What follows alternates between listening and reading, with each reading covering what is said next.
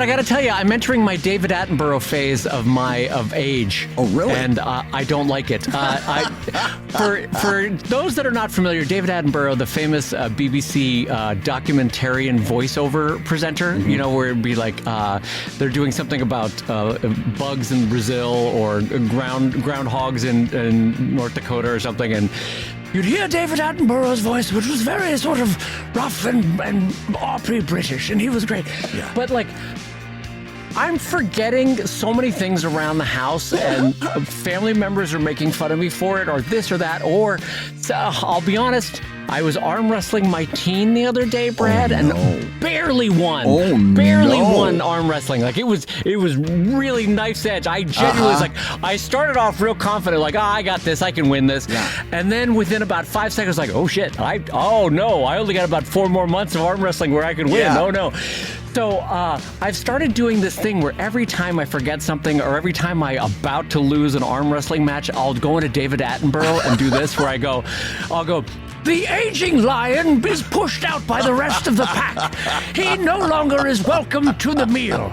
The younger lions steal the gazelle from him, and he has no power to take it back. Thinner and thinner. You get the idea. Like, I'm just this old lion being pushed out by my family. Yeah. And I like that that's even a little bit of a fanfic there, because I just heard the words thinner and thinner.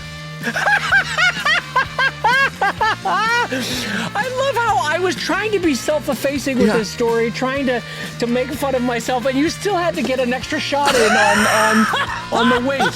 Thank you, Brad. What a kind, sweet friend you are. Well, and on that note, I'm going to say hello, everybody, and welcome to Comic Lab, the show about making comics. And making a living from comics. I'm Brad Geiger, the author of the Webcomics Handbook and the creator of Evil Inc. And I'm his pal, Dave Kellett. The aging lion has been pushed out from Comic Lab. He's the cartoonist of Drive and Sheldon and co-director of Stripped. And this week's Hour of Comics Advice is made possible by your support at patreon.com/comiclab. So Dave, let's talk comics. Let's talk comics, my friend. And Brad, I see a particularly big smile on your face today. Oh my gosh, that's because we've got a special guest that I could have never guessed that we were going to have on this show. I'm so excited. Just tell everybody who's here. Brad, I'm so excited to welcome one of my favorite cartoonists in the world and one of the giants of 20th century comic strips. I'm speaking, of course, of Cathy Guisewite, whose comic Cathy had a fantastic 34-year run starting in 1976 and which ran in over 1,400 papers, and I hope I have that number right. She is a winner of a Reuben Award, the winner of the Emmy Award, and a winner of our hearts. Cathy, welcome to the show. Thank you for coming on. Wow. Thank you. First of all, did I have those numbers right? It was 34-year run, right? For the comic? Yes. Okay. And did I have that right that you were in 1,400 newspapers, if not more? No, hot dang. No, I know. Congratulations on being awesome. Well, I had the glory of getting to do a comic strip in the glory days of comic strips, where there were newspapers competing for strips, and there were strips were in the front of the newspaper. The comics were really important, and I was blessed to be able to do it at that time. So thus all the papers. Yeah. Well, it's worth pointing out that before we even get into the questions and talking about your wonderful career, that Brad and I grew up in a world where Cathy was in our comics page every day, and it made us better cartoonists. It made us want to be cartoonists. Aww. And thank you for giving us that world where we got to grow up in that. And so thank you for that. So that actually leads us to our first question, actually, because we grew up in a world where there was a Cathy Guisewite and a Lynn Johnston and a Barbara Brandon Croft in our newspapers. But take us back to the world that you grew up in, where there was none of that for women in the comics page. There were no women. There was nobody. Well, Brenda Starr was done by Del Messick, but there were no, and she was in the papers when I started Cathy, but there were no other syndicated female cartoonists doing humor strips in the paper. Certainly there had been female comic strips before me, but not when I was starting. So there was nothing. And there was also, there was no comic strip in the newspaper that dealt with like a real woman during the real times and the agony and, dreams and disappointments of being a woman in the late 70s.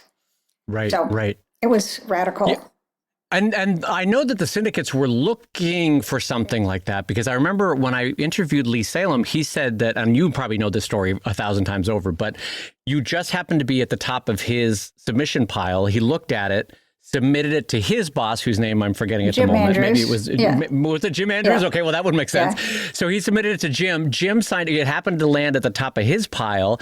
They signed off on it. And in all of their careers, they think that you're the only one that got a contract sent out to them the same day it was reviewed by everyone in the office, which, what an amazing thing to have happened, that you got an offer sent out to you that same day. That's fantastic. That was shocking then, and it's shocking now. And, and I'm a little bit ashamed of it, because I know that most cartoonists struggle for years and years and years and try all kinds of things to get syndicated, and my opportunity got dumped on me. Well, no, dumped on you, but the talent and the spark and the genius was there. Although I remember we've talked before that you said that the first year, the first appearances especially, you were very apprehensive because you were still working a day job and trying to balance out, because the money wasn't there quite yet from syndication. So take us through what that first 6 months, that first 12 months, that first 18 months of the comic strip was like. Let's begin with the fact that I did not know how to draw. And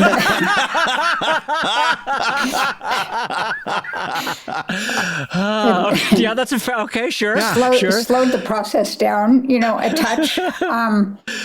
The drawings that I had submitted were scribbles. They were they were portraits of myself just scribbled on paper to share with nobody except my mother. And it was how a 10-year-old would draw if they were drawing themselves, with scratchy lines and screams and like that. It was just me dumping stuff on paper. And when the syndicate sent me a contract to do Cathy for the rest of my life, basically, they did include a note saying they were sure that I would learn how to draw if I had to do it 365 days a year. Wow. But they loved the writing, and they loved what they called the passion in the artwork. Yeah.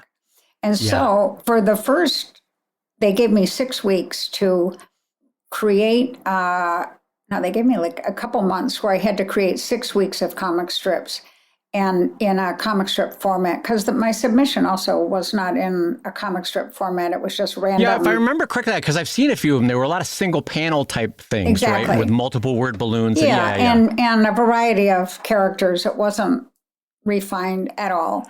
But I would spend... those months I never slept. I would work all day in the advertising business as a writer, and then I would come home and I developed a system of tracing the drawings over and over, so that I could, draw an arm and then trace it and draw a better arm and trace it and draw a better arm. And then when I would kind of have four, when I had divided my joke into four boxes, I would trace it all through a light box onto better paper, and then right, and then start the whiteout process. But it was then start the whiteout process as though it's a multi-hour affair, right? It used to take me hours to draw one strip. Hours. Yeah. Oh, if I really? had to have Cathy move at all, like to walk, it would. Could stop me for a whole day, because nothing. It's just like I couldn't do anything. So I eventually created 6 weeks of comic strips, and they took them out on the road. Years later, at my retirement party, which, God bless my syndicate, even though I quit, they gave me a retirement party. At the retirement party, the salespeople confessed to me that in those early years of the strip, they would kind of cut out the strips that they thought they could possibly stand to show to newspapers' editors. They wouldn't show a whole week of dailies on a proof sheet. They would cut out, these three, maybe we're not too embarrassed to show. Wow. And that's how they sold my strip, because it was so cryptic and so different, and the art was so weird for the comic pages. Right, right. Well, I wouldn't describe it as weird, but I take your meaning, though, that compared to subject-wise and topic-wise, it was so different from anything else that was appearing on the page. That itself was... I don't know that I've ever asked you, did you ever get word back from salespeople of how hard their job was to sell it in a super male-dominated market? I believe they were told not to speak to me about that. I was insecure enough, so. Right. There's a lot of pressure. There's a lot of pressure. Yeah. So these first the first couple of months, the first year or so of Cathy, are they included in your new book that's coming out, the Cathy 50th Anniversary Collection? Absolutely. And in fact, I begin... The collection is divided into 4 paperbacks, big paperbacks. And I began the first book with the original drawings I did so that people could see exactly what the drawings looked like and how they came about. And then, that's in the introduction to the first book. And then when the book starts, I had I'm going to say the agonizing process of needing to read every single thing I drew during the first, for my whole And there's career. nothing worse than wanting to make a text change for a 34-year-old comic strip. You're like, one word difference, I could make it so much better. Oh, no, I wanted to wipe out kind of the first rip them up. Just that big gallon drum of whiteout. Just the shredder. But, I felt... Not just because of how they looked, especially not because of how they looked, because I forgave myself for that, but for the, the mental and emotional place that I was in, that a lot of women were in the late 70s, where the endless sobbing by the phone, the waiting for this loser to call, who, of course, she wound up marrying, but that's another sad story. But the state of women in the late 70s, it was very confusing. And it was very, Cathy was always kind of in the middle. I say that she was kind of the product, as I was the product of 2 Bettys, the Betty Crocker of my youth role model and the Betty Friedan of the future role model who wrote What a great duopoly there. I've never heard that before, the 2 Bettys. That's fantastic. Guess what? I gained 40 pounds eating one Betty's chocolate fudge layer cake. While trying to digest... And that one wasn't publishing so much, While trying to digest the other Bettys, feminist manifesto. And it was it was complicated. It was complicated. It was a complicated time for women. And it was painful to read the early strips and remember what a wimp I was, and what a wimp I guess a lot of us were, but it's like where we were. We had a foot in both worlds. Yes, and to put it into that proper context of time too, and kind of put it that way. When I was looking at this beautiful 4-volume box set, each one of the books, like you point out, starts with a written essay, right? Yes. So who are the 4 people who were chosen to introduce each of the new books of Cathy collections? Oh, no, I wrote the introductions to each one. Okay, so that was you writing the Brad, it was the best possible person to introduce all 4 even better.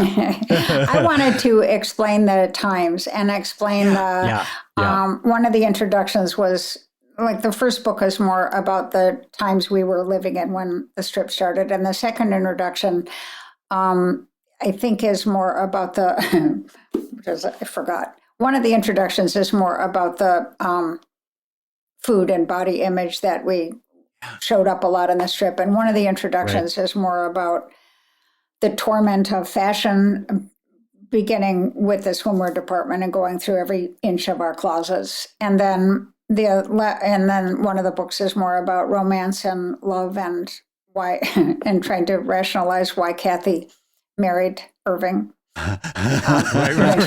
Right. Well, That's I mean, amazing. I know you've always been, or started off being a diarist as well. Was for looking back over these 34 years of the comic strip too, was it like stepping back into a diary for you, reading through 34 years of Cathy? It was. And a lot of it was like reading a diary that I hope nobody would ever see. And now here it is in a beautiful 4-box set. Exactly. Yeah. Sending it Yeah. off to a big publisher. Yeah, it was that. But I think that for anybody who grew up, who was in that time zone with me, especially Right. females, but I Right. mean, not that the times impacted men exactly as hard. And I think in some ways it was even harder on men, the huge transformation of society, because men in my age group grew up watching Father Knows Best on TV. I mean, that was Right. the life guys had every right to believe was ahead for them. And it wasn't, the the 70s kind of changed everything for everybody. And Right. yeah, just like a diary. Well, like when I was dating in the late 70s and early 80s, the argument, like, women could never admit we were successful if we were. You had to always let the man be the breadwinner, let the man be the more successful one. There were fights there. I remember arguing with potential dates about whether or not women should be allowed to work. I mean, imagine how the world has changed. Holy heck! Yeah, geez, Louise. And yeah, then- and having to sue the egos over who picks up the bill or Who whatever. picks up the bill, and then there was the whole thing about, if a man opens a door, is he a sexist pig for you, or if a man doesn't open, or if the man opens the door, is he being a gentleman? And then nothing men could do then was right. And then, women, women kind of joyfully learned to blame men for everything, which I didn't Which is, mind by the doing way- in the comic strip. So Yeah, I was going to say it's a fantastic starting ground for comedy, right? I guess it is. Yeah, it is. Yeah, because it was a big broiling mess for. So let me ask you this though, because I know over the years, because your comic spoke so wonderfully to a whole generation of women, you got a ton of letters over the years that I'm sure they would filter through from the syndicate and stuff. But you got a ton of letters. Do any of them sort of stand out to you as ones that or tones of them that would stand out to you as you look back over those 34 years? Oh my goodness, my letters were very, very, very touching and heartwarming. And honestly, the mail that I got from readers is what kept me sane during those years. I mean, I know that they wrote to tell me that my comic strip helped get them, through the next 5 minutes, and the letters I received helped me exactly the same way. Probably nothing touched me more than hearing from mother-daughter teams who would sometimes write to me separately and sometimes together to tell me that, my strip had helped keep them speaking to each other during, tricky years. That's great. Yeah. Of course. Did you ever have like a changing handwriting? Like this was Margaret, this was Susan, this was Margaret, this was Susan, and the handwriting would change? I had envelopes with letters from both. Yeah. Of course. Wow. That's lovely. My own mother sometimes sent me my comic strip, and I would say, "Mom, I know. I wrote that one." I was quoting you in that one. Did she ever correct you on a quote, or was there ever like that kind of very gentle but also trying to guide the way a certain line or a certain strip went? No, because she has a fantastic sense of complete denial, so she's, if anything ever got too close to home, she just, it wasn't her, it was I don't know who you're writing about, but. Denial is a wonderful superpower. I'm a big fan of it. Well, so as you look over the 34 years in the beautiful 4 volumes, and by the way, we've only seen the PDF so far, but you showed us a second ago the gorgeous box set. When you look across those 4 volumes, though, what do you see in your drawing and your writing and your process that evolved from 1976 to the final years there? Well, I see, an evolution in consciousness, I'm going to say. Cathy is stronger. The women are stronger. Women stand up for each other, for themselves more. I do. And wait, I need to interject right here. It was not my idea to name the character Cathy. That happened to be that. Really? Oh, that I didn't know. I don't know that I knew that. That was when I first sent drawings in, I was literally illustrating my own life. And so, the drawings said Cathy, and also they looked like me. I had long hair. I had, I wore glasses at the time. So but my drawing was so cryptic. The syndicate asked me what the big giant circles were on her face, and or what the sticks were. And I said, "Oh, she's wearing glasses." And they said, "Well, no, those look like big eyes. So just get rid of the sticks and then make those her eyes. That's why she has those stupid-looking eyes." And looks like no other human in the comic strip, but that's why the eyes look that. But when it came down to them getting ready to sell the strip, I said, well, of course, we can't name the strip Cathy because for all kinds of reasons. First of all, humiliating. So there's that. But it sounds like a huge ego trip. And my comic strip was the opposite of an ego trip. This was me at my most vulnerable. This was me at my worst. This was me. I was an aspiring career person in advertising. I worked so hard to create a space for myself in business where I was respected. And then these comic strips were about to appear in the paper, which is me sobbing on the floor waiting for the phone to ring. I was like, wrong. I said, wrong. Everything you don't want for yourself. Everything I don't want. Don't call her Cathy. Call her, Mabel, Anna, Charlotte, anything. Yeah. So they argued. Yeah, I mean, just also, all of us want the emotional benefit of being able to separate ourselves from our characters. And you probably had to fight that for 34 years because of that name choice. So, well, I just put in the big mental block. I always thought of her as her and me as me.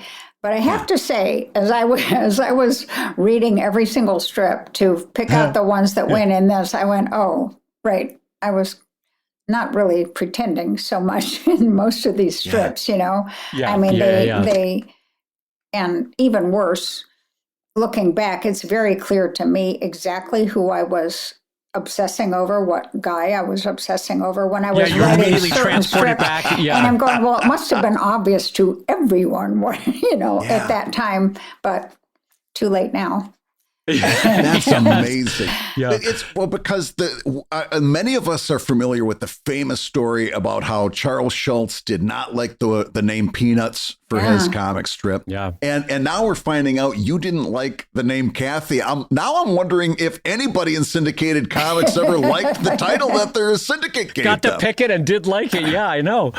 Was that now? I know that you were somebody who was able to talk to Charles Schulz as a friend, as a mentor. Was that something that you would talk about? It's like these syndicates, they're driving me crazy. Is that a topic that would come up? No, that never came up because he had a good relationship with his syndicate and I had a good one with mine. And by the time I was talking to him as a friend, it was always about deadlines. He was always gloating at how far ahead he was on deadlines, and I was always whining about how far behind I was. Well, building off that same time period, though, so you achieved something rare. You had mainstream syndication at a time when newspaper comics had huge cultural power, were read by everybody. What's something about working and living and creating in that ecosystem that Brad and I, who work very differently in sort of a webcomic or online system, something that we would find shocking about how things were back then? We got paid. Well,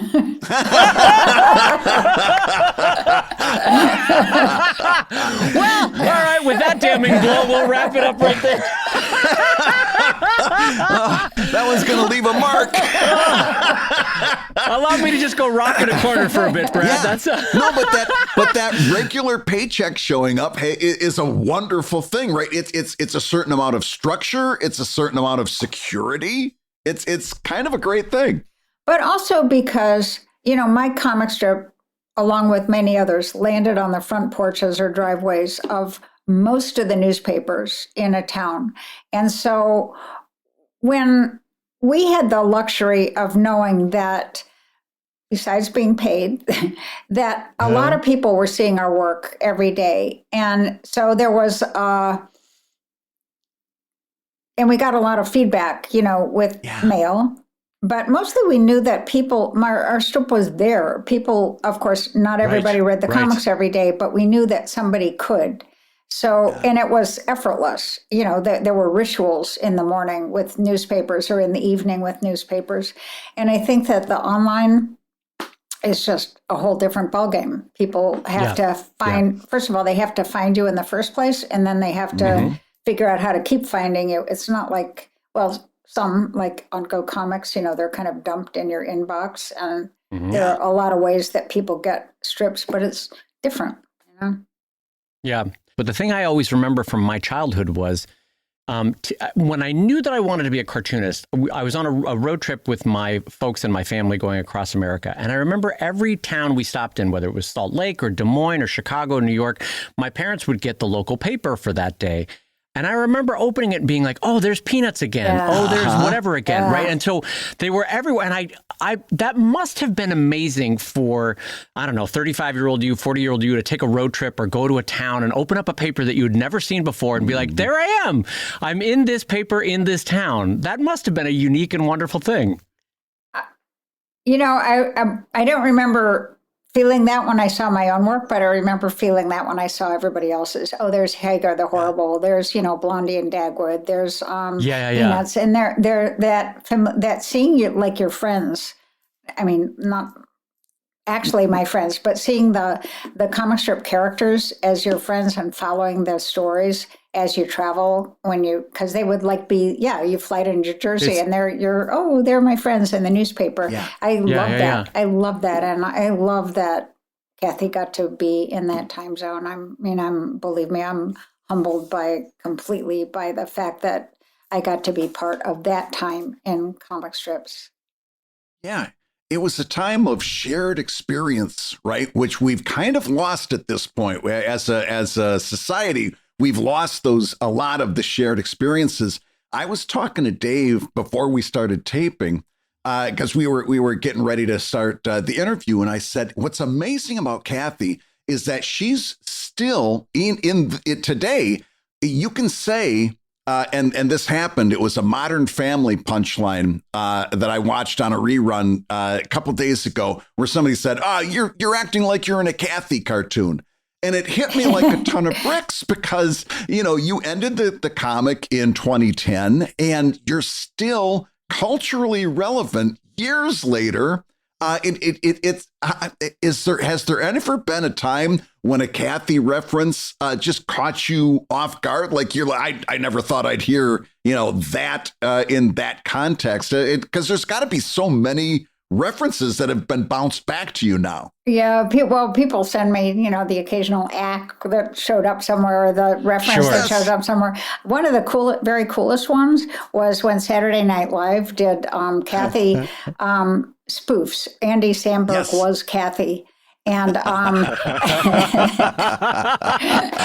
the first time they did several little segments with spoofing Cathy, and of course they were totally insulting, and they were but they were funny, and it was high honor. And then when the comic strip ended, Andy Samberg did a little final Cathy goodbye thing on Saturday Night Live, and that one that touched me. Yeah. Well, speaking of ACT, one of my favorite things, and I hope you don't mind me sharing this, one of my favorite things about seeing your studio, and I don't know if you still have this studio space with the light coming in, that one that's sort of on the second floor. That's where I'm sitting right now. Yeah. Oh, are you sitting right now? Oh, that's lovely. Oh, you want to see the ACT on the wall? Wait, I'll show you. Well, that's what I was going to show Brad. I was going to tell Brad. She's got this fantastic... There it is. I love it.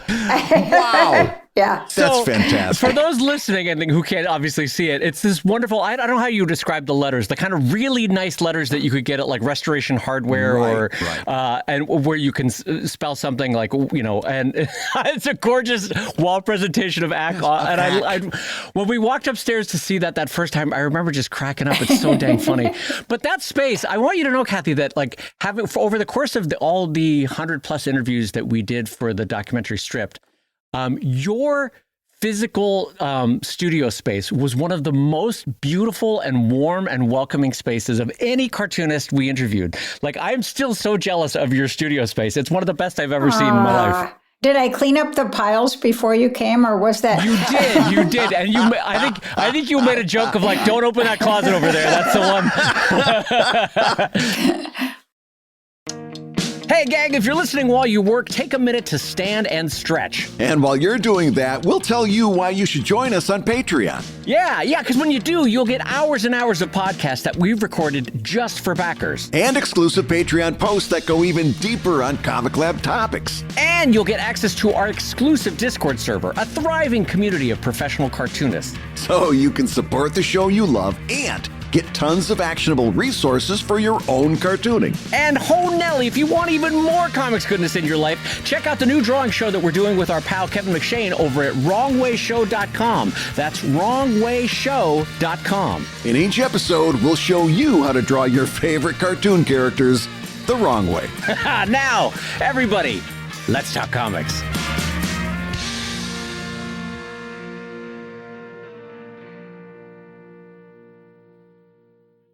Speaking of jealousy, you were on The Tonight Show, the real Tonight Show with Johnny Carson. You walk out, you've got Doc Severinsen leading the band, Ed McMahon sitting there. Just give me a piece of that. I want to live vicariously through you for just a minute here. What's that like being on the Johnny Carson Tonight Show, knowing that the next morning, millions of people are going to say, I saw you on TV last night. I just want a taste of what that was like. Well, it was terrifying. So there's that. Yeah, there's that. Yeah. How the reason I was on the first time, and I was on 15 times. So wow. Yeah. Oh, Nelly. I didn't know it was a lot of times. I didn't know it was 15 times. Good. A couple of them were with Jay Leno when he was guest hosting, but it was still the Tonight Show 15 times. Yeah. So, by the way, there are comedians and actors that would have killed their grandmother to get on 15 times. So good for you. Jeez Louise, that's amazing. That's also, amazing. If other people had gotten on that many times, they'd be like, I don't know, famous or something. I'm just like, I go on and then I go home, and then I go on and I go home. I was always anyway, the first time I went on, it was because we did an animated special for CBS. Yes. And it won an Emmy. And I hogged the entire time in my acceptance speech.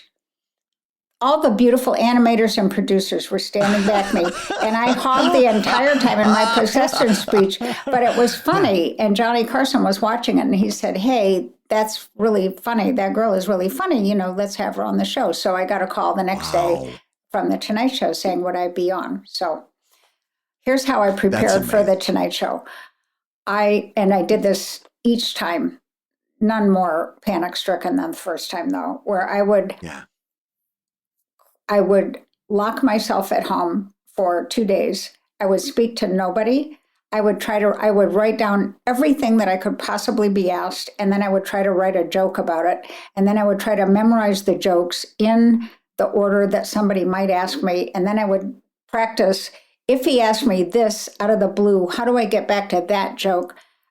I had a much younger brain then. I can't remember anything now for more than 10 seconds, but I would pace and agonize. And then, of course, what to wear, blah, blah, blah, blah, all of that. Yeah. And then I couldn't, even though where they filmed The Tonight Show was about 10 minutes from my house, I could not drive. They always picked me up because I was too nervous to drive. And then the first time I was on, Johnny came to my dressing room came where they were doing makeup to introduce himself so that I wouldn't die when I saw him. Of course, on the stage, which was just so sweet. And that was very professional, kind, yeah. He was, he was very kind and very, he was a lovely man. I mean, my only encounter with him, of course, was when I was sitting in the hot seat next to him. But, but he was always got the feeling that he was there to help me look good, and it was lovely, really. Yeah. Well, it's funny because I watched one or two of them ahead of this chat with you today, and hearing you talk about the terrifying aspects of it and the nervousness going into it, all of which I believe, by the way, because I can't imagine for younger people, just to give you a sense of it, to be on the Tonight Show back then, you were actively being watched by a huge percentage of America and in other markets as well. I mean, it was not like today where there's this hugely atomized TV market. Everybody that was awake was watching that show. And so I believe you that you were nervous. I'm getting more nervous. No, but I'm saying, though, you watching it previous to chatting with you today, though, you come across as so effortless and not at all nervous that I'm amazed at how good because as artists and writers, so many of us tend to be on the shyer side or the introverted side, or, like we don't have to be the big personality in the room is another way of saying it. And yet you came across so calm and practiced. I mean, did you have an acting background or an improv background? Was there anything like that in your previous years that had made you so calm on stage? No, it was just, no. Nothing at all. No, it was just, honestly, it was just, I like really, really, really prepared to be on. That's all. Yeah. Well, I did not wing it at all, ever. And I can't stand to look at them, my interviews on it. I hate watching them.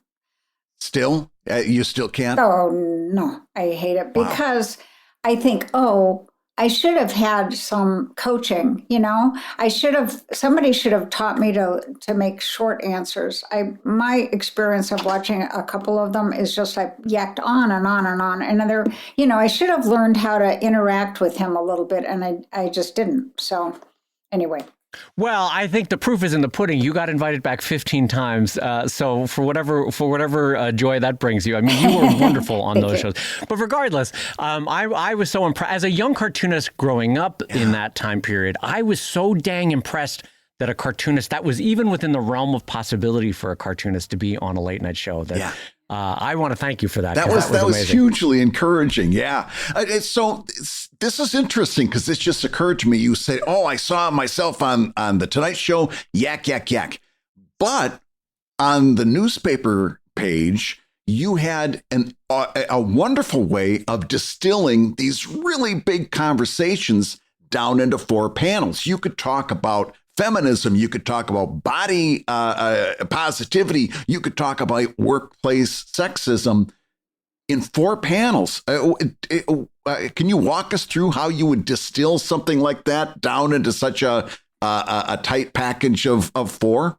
I think actually, because before I did the comic strip, I was a writer at an advertising agency, and that was all about writing short things. It was condensing the whole universe of the, brakes, batteries, and shock absorbers into, a 30-second spot or a really short print ad. So I think that I learned a little bit in advertising about writing, condensing a big thing down into a short thing. Also, the advertising agency, the last one I worked at, really, really, really liked humor and everything. So it was kind of, write the story and find a little joke at the end. Yeah. Mind you, I did, thank you for acknowledging that my strip did try to say important things besides, donuts and thank you. It did. No, there was a lot. It absolutely did. There was a lot going on there that, of course, gets I also got criticized for having my strip be so wordy, but it was hard to pack it all into a short amount of space, for sure. Yeah. It's funny because any criticisms of cartooning writ large, it's like, show me better. You were the top of your game in doing that and in crystallizing down what otherwise would be a 4-page article in Ms. Magazine. You would have it in 4 panels. And was better and more effective at doing it. So all kudos to you for that, because that's really hard. Can I ask you though, in your writing, did you find that you would? Because I'm sure over 34 years it changed. Would you start from the punchline and work backwards? Would you start from overhearing characters in your head? Because sometimes we all think we're like listening in on our characters, as they talk. What was the most common way that a Cathy strip would start to be generated for you?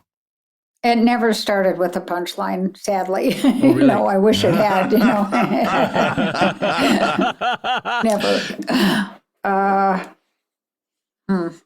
I mean, do you remember the process of overhearing them talking to one another and you sort of transcribing, or was it blood on the page every time in terms of like, I don't know what they're going, and working on panel 2 and then struggling to get to panel 3? Like, what was the process for you on a day-to-day basis? Well, you're artists. I had to write on, I could only write a comic strip if I wrote it on graph paper turned sideways. You'd be surprised how much we hear that kind of story, though. Like the routine. Very specific. Yeah, got to have a certain pencil, a certain pen. But you had to have that graph paper sideways. Yeah, it had to be 8.5 by 11 graph paper. Yeah.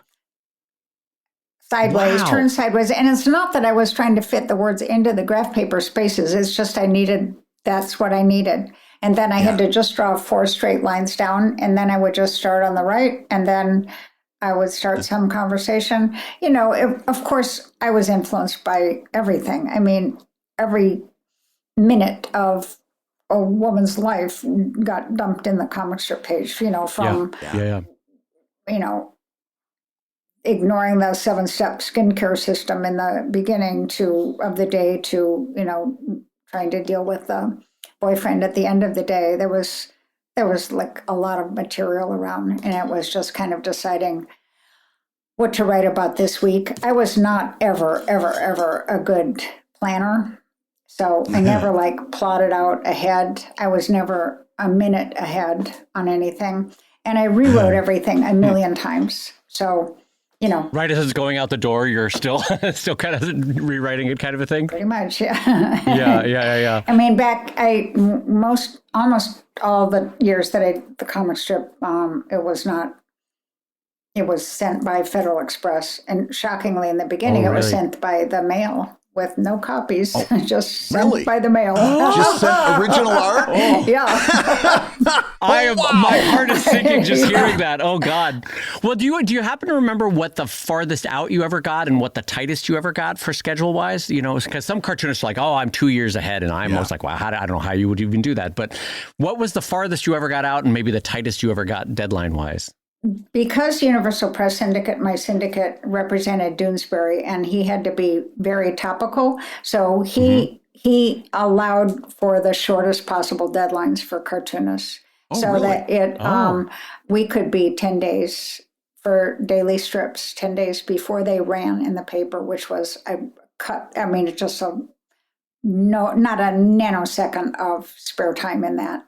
And, wow. So it was I was usually 2 weeks. I usually sent in daily strips 2 weeks before they ran, and Sunday strips had to be done 6 weeks before they ran. I was never 1 second ahead of that. But I never missed a deadline. So, I mean, it never got shorter than that. Right. Well, in some respects, I know myself, I can include myself in this, is that some of us work best with the overhanging deadline, right there. Like if I had 2 years, I would be like, I'm going to refinish this chair instead of working on a comic strip today, or I'm going to paint this room instead of doing a comic strip today. I would not benefit from having a 2-year deadline advance, I think. But do you do strips ahead? Like, do you do... I do, but Brad and I, because we work online, we can work with a much tighter deadline than, say, the color preparations on a Sunday comic for newspapers, So we can, if in a pinch, literally finish something and have it being seen by the world 10 minutes later. So it's a very different world to operate in. When Dave and I say seen by the world, it's very different than when you say seen by the world. Yeah, that's not 1,400 newspapers seen by the world. That's right. It's a much smaller world in the world of Brad Geiger. Yes. But do you build a cache of stuff, of jokes, of drawings? So, for example, I'm going out to the Bailey Ireland Museum next week to do some research for a potential project, and also to talk to the curators and stuff. And so I've built up a couple weeks ahead of time, more than I normally would. So yes. And how does that feel? And then when you go, do you just I don't have to think about it? Well, here's the dumb thing about it, Cathy, is the reason why I brought up refinishing a chair. I have this this built up archive now.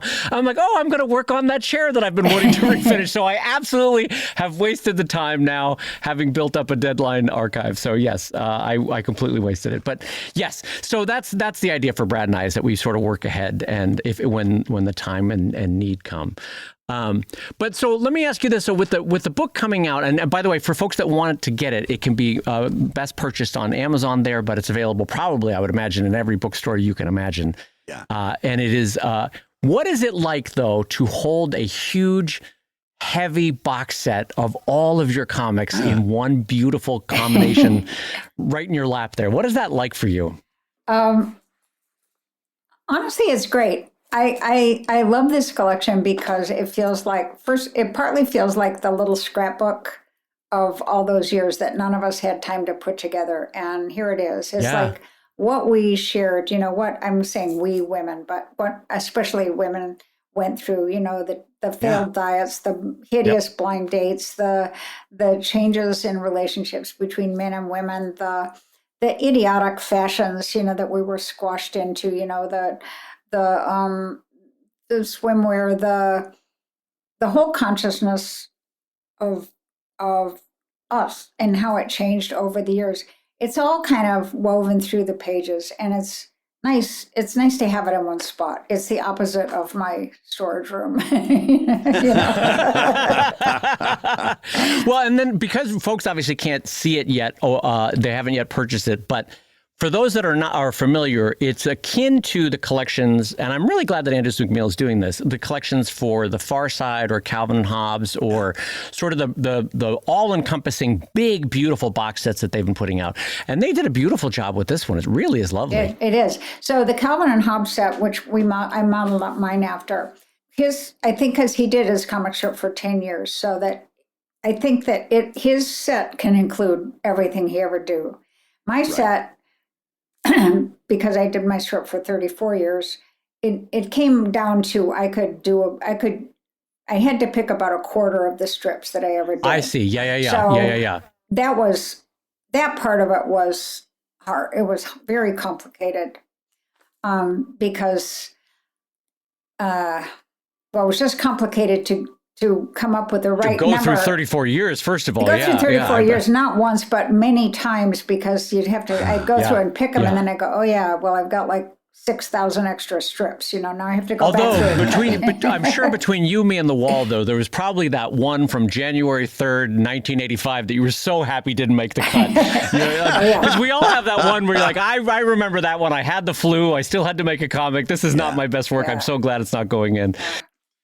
And also, one other thing I have to say is that my daughter, my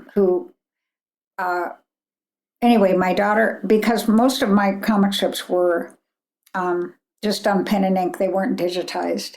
And so the syndicate didn't have a digital version of huge chunks of my career. So my daughter spent, honestly, a couple years scanning everything I ever did from proof sheets, not from the original art, but from proof sheets. So that's how the book came together, was because I hired my kid to scan.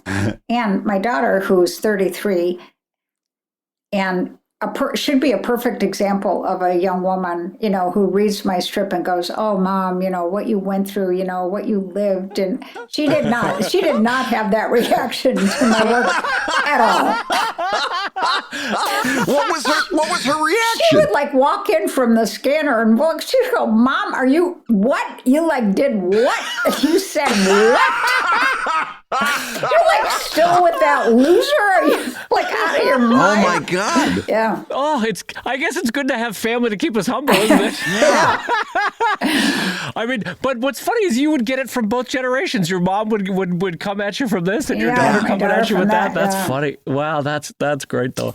But how fun to be able to keep it in the family, though, as you put together this book and have this huge look back over your career. Was there any fun conversations that it would generate between you and your daughter as she was scanning this one? Oh, no, just her attacking me for my... just sheer horror. Yeah. I mean, I would imagine you have to have those conversations that come up every now and again. if all of those comics from the 80s, you've got to explain shoulder pads. You know, there's a lot of uncomfortable truths there. A lot to explain. Yeah. A lot to explain. One thing I didn't ask you about, though, is as you were finishing up this strip, and you knew, and I'm going to guess in the last 12 to 18 months that you were going to wrap up. I don't know how ahead of time you decided, but did you have sort of final landmarks you wanted to hit, final jokes you wanted to hit, final character moments you wanted to hit in those last 12 to 18 months? So this was a complete failure of my ability to plan ahead. I think anybody else would have lovingly orchestrated, the end of the strip. And also, I've seen other cartoonists who ended their strips with with a very personal messages to their readers, message of gratitude to the readers. And Sparky did it. Other people I've seen do it.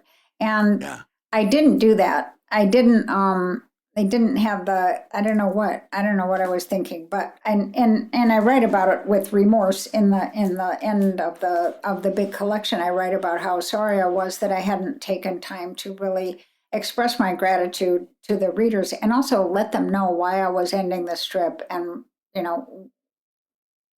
what it was all about. Yeah. I knew that I wanted to end the strip with a new generation coming along. So I knew that I wanted to end the strip with Cathy at least being pregnant with a daughter. Mm-hmm. But I knew that like 4 weeks before the strip ended. And it was like too late to have it all, have that all happen. So anyway, I did kind of a funky thing where I kind of flash forwarded and had her imagine. Anyway, I think it was not a graceful ending to the strip. I knew that I wanted to, in some way, say goodbye to each of the characters, so I made sure that I had her best friend, Andrea, that they got reunited in the last weeks of the strip, that she saw her children, that she saw her friend Charlene and her children, and that, the strip ended with Mom and Dad and the announcement. But I don't know. I wasn't satisfied with the end. Oh, that's a shame. Because I have to say, as a reader, I was satisfied with the end. Yay. I thought it was a really artful. Yeah, no, I wasn't setting up that question for you to self-critique because I thought it was lovely. I thought it was really well done. The final comic, and especially, I thought was really artfully done. Thank you. I doff for the cap to you on that. I thought that was really nicely done. Okay, well, yay me! Forget everything I just said. Here's what I'm really realizing.